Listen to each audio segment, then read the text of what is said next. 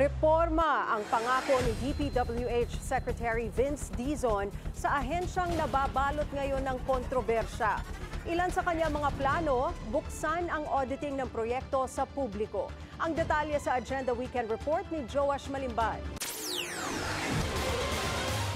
Ito tingin ko ang magiging lasting legacy ng ating Pangulong Bongbong Marcos. Itong mga reformang ito.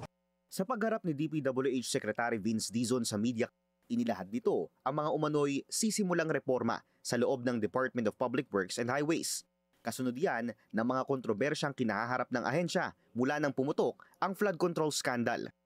Una sa mga proposed reform ng kalihim ay ang Citizen Participatory Audit. Ayon kay Secretary Dizon, magsisilbi umano itong isang transparency accountability measure. Ibig sabihin, lahat ng mga mamamayan at civil society groups maaaring lumahok sa auditing at monitoring ng mga proyektong isinasagawa ng ahensya mula sa bidding phase hanggang sa project implementation. Ang nababalitaan ko, lalo na from our friends in the media, is in the past napakahirap daw kumuha ng impormasyon sa DPWH. Kasunod ng department order ng ahensya, ilulunsad ang isang transparency portal sa mga susunod na linggo. I-release sa portal na ito ang lahat ng kinakailangang impormasyon, kabilang na ang budget, proponents at maski ang mga proyektong nakapailalim sa unprogrammed appropriations.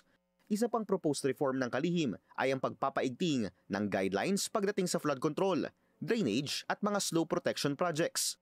Patunay raw kasi ang ongoing investigations na mayroong mga proyekto na tila walang komprehensibong mga plano. Unang-una, meron tayong na-discovering mga proyekto na flood control. Ni plano, wala. Pwede ba yun? Di ba? Di pwede yun. So obviously, violation yun nitong, inaalam ko nga kung na-rescind ba tong order na to. I ask Yusek Bernabe, Yusek Rico here, to check kung binago ba to, rescind ba to, o live pa to.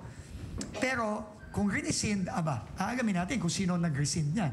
Ani Secretary Dizon, magpapatupad ang ahensya ng mas striktong penalty para sa mga kawani ng DPWH na mapatutunayang lalabag sa mga bagong ilalabas sa department order. Para sa agenda, Joash Malimban, Billionaire News Channel.